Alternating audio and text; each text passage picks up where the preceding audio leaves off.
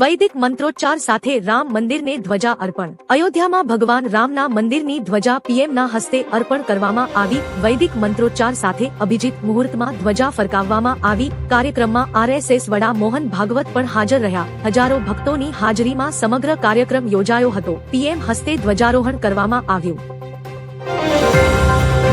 શાકભાજીના ભાવ ₹100 ને પાર। સુરતમાં શિયાળાની શરૂઆત સાથે કમોસમી વરસાદે શાકભાજીના પાકને નુકસાન કરતા ભાવ આસમાને પહોંચ્યા છે। મેથી કોથમીર 60 થી 80, લીલું લસણ 160, રીંગણ 120, ગવાર, ચોળી, ટિંડોળા અને ભીંડા 120 થી 140 પ્રતિ કિલો થયા છે। બજારમાં આવક ઘટતા સામાન્ય મધ્યમ વર્ગના રસોડાનું બજેટ ખોરવાયું છે। આવક ન વધે તો આગામી દિવસોમાં ભાવમાં વધુ ઉહાળાની શક્યતા છે।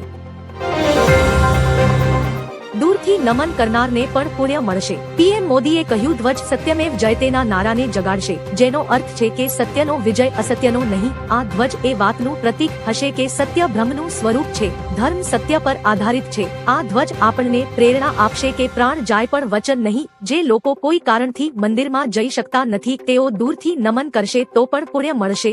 આ ધ્વજ મંદિરના મિશનનું પણ પ્રતીક જે દૂરથી રામલલ્લાના દર્શન કરાવશે।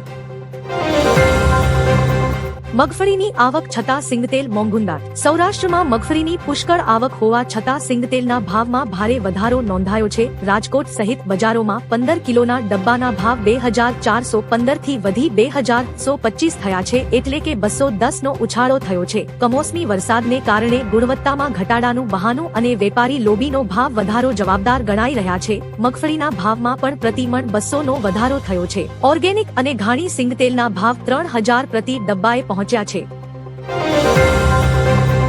અયોધ્યામાં પીએમ મોદીનું ભાષણ। આખું ભારત અને આખું વિશ્વ રામથી ભરેલું છે। સદીઓ જૂના ઘા રૂઝાઈ રહ્યા છે। સદીઓથી ચાલતા દર્દનો અંત આવ્યો એવા યજ્ઞનો અંતિમ અર્પણ છે, જેની આગ 500 વર્ષથી સળગતી હતી। આ ધર્મધ્વજની ઉર્જા ફક્ત એક ધ્વજ નથી, તે ભારતીય સંસ્કૃતિના પુનર્જાગરણનું પ્રતીક, તેનો ભગવો રંગ, તેના પર કોતરાયેલ સૂર્યવંશની ખ્યાતિ, કોવિદર વૃક્ષ અને સૂર્ય રામરાજ્યનું પ્રતીક। આ ધ્વજ આવનારી સદીઓ સુધી ભગવાન રામના આદર્શોનો પ્રચાર કરશે।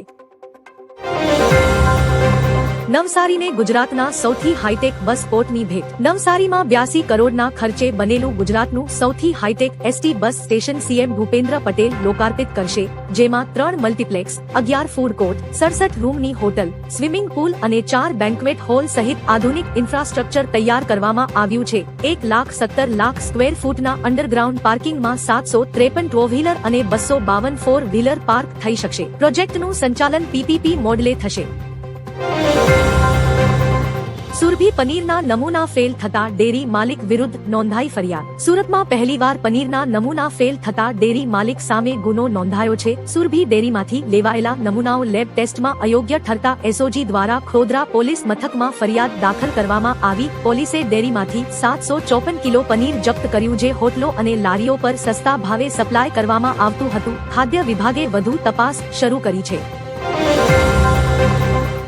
એક નવા યુગની શરૂઆત છે। સીએમ યોગીએ દોહામાં કહ્યું, ભગવાન શ્રી રામના ભવ્ય મંદિરમાં ધ્વજવંદન એ કોઈ યજ્ઞની પરાકાષ્ઠા નથી, પરંતુ એક નવા યુગની શરૂઆત। ભારતને નવી ઊંચાઈએ લઈ જવા બદલ પીએમનો આભાર માન્યો। યોગીએ આરએસએસ વડા સરસંઘ ચાલકને પણ અભિનંદન પાઠવતા કહ્યું કે છેલ્લા 500 વર્ષોમાં સામ્રાજ્યો બદલાયા, પરંતુ શ્રદ્ધા અડગ રહી છે। શ્રદ્ધા ડગમગી નથી કે અટકી નથી, લોકોમાં શ્રદ્ધા છે।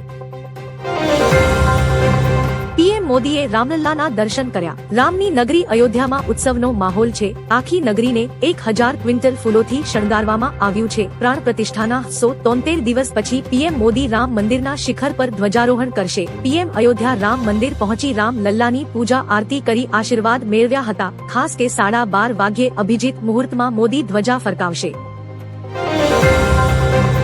સરદાર પટેલની 150મી જન્મ જયંતિની ભવ્ય ઉજવણી થશે। લોહપુરુષ સરદાર વલ્લભભાઈ પટેલના 150મા જન્મ જયંતિ વર્ષની ઉજવણીના ભાગરૂપે કર્મસથી કેવડિયા સુધી સરદાર 150 યુનિટી માર્ચ યોજાશે। આ રાષ્ટ્રીય કક્ષાની યાત્રા 26 નવેમ્બરથી 26 ડિસેમ્બર 1925 સુધી ચાલશે, જેમાં સમગ્ર ભારતમાંથી મહાનુભાવો જોડાશે। આ યાત્રાનો ઉદ્દેશ્ય એક ભારત શ્રેષ્ઠ ભારત અને વડાપ્રધાનના વિકાસ ભારત 2047ના વિઝનને સાકાર કરવાનો છે। પોલીસ સ્ટેશન બહાર જિગ્નેશ મેવાણી અને જનતાનો હંગામો। વડગામના કોંગ્રેસ ધારાસભ્ય જિગ્નેશ મેવાણીએ રાજ્યમાં ગેરકાયદે વેચાતા દારૂ, ડ્રગ્સ અને ગાંજા મુદ્દે પોલીસ અને સરકારને સવાલો કર્યા છે। તેઓ સ્થાનિક નાગરિકો સાથે પોલીસ સ્ટેશન પહોંચ્યા અને જાહેરમાં પૂછ્યું કે શું વિસ્તારોમાં દારૂ, ડ્રગ્સ અને ગાંજાનો ગેરકાયદે વેપાર ચાલુ છે। નાગરિકોએ દારૂ અને ડ્રગ્સ વેચાણ તથા પોલીસ દ્વારા હપ્તા ઉઘરાવવાની વાત હોવાની પુષ્ટિ આપી।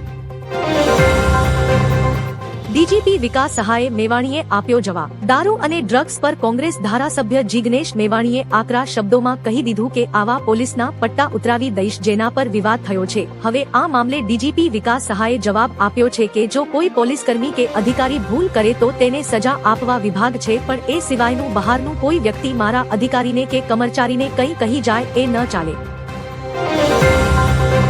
અયોધ્યામાં આરએસએસ વડા મોહન ભાગવતનો ભાવસભર સંદેશ। અયોધ્યામાં રામ મંદિરના ધ્વજવંદન સમારોહ દરમિયાન આરએસએસ વડા મોહન ભાગવતે ભાવુક નિવેદન આપ્યું। તેમણે કહ્યું કે અનેક લોકોના સ્વપ્નો, પ્રયત્નો અને બલિદાનોથી આજની ક્ષણ શક્ય બની છે। મંદિર નિર્માણની શાસ્ત્રીય પ્રક્રિયા પૂર્ણ થતા તેમના આત્માઓને શાંતિ મળી હશે। તેમણે અશોકજી સહિત બલિદાન આપનારાઓને યાદ કર્યા અને ધ્વજ ફરકાવવાની ઐતિહાસિક પળને સૌભાગ્ય ગણાવી।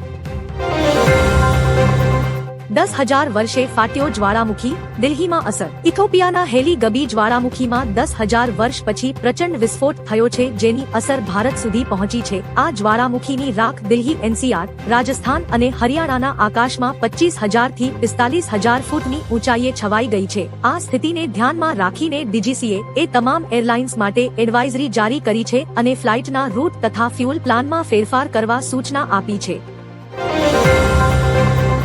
અફઘાનિસ્તાનની ભારતને મોટી ભેટ। અફઘાનિસ્તાને ભારત સાથે આર્થિક સંબંધો મજબૂત કરવા મોટી જાહેરાત કરી છે।